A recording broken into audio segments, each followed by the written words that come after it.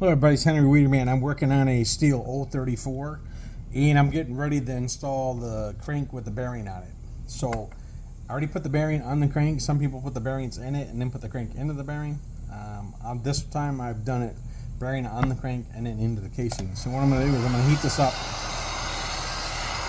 I'll use my hot air gun and I'll heat this casing up. It don't take long. I'll do it for about a minute. Then I put the crank and the bearing in the freezer. This is the flywheel side. We'll do that first. Then I'll have to break from the video, do one with put the gasket in it, and then I'll get the clutch side ready to go.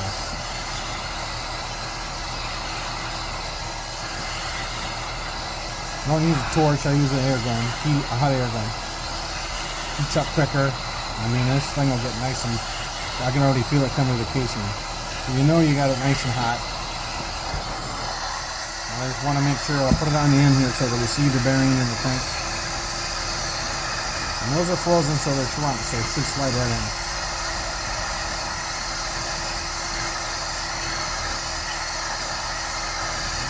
Now I preheat it and I'll come back and put another 30 seconds of heat on it and then I'll just slide it right in.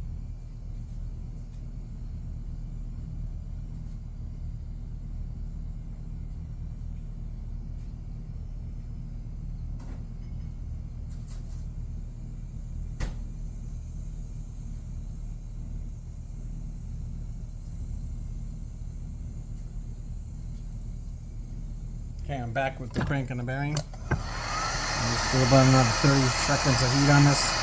Keep it expanded. And I got the bearing swap.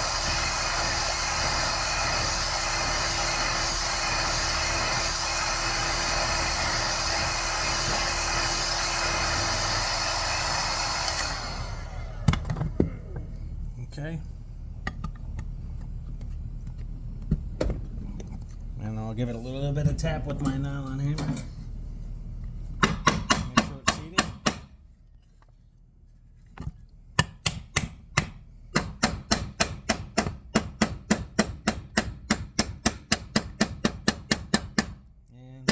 She's seated.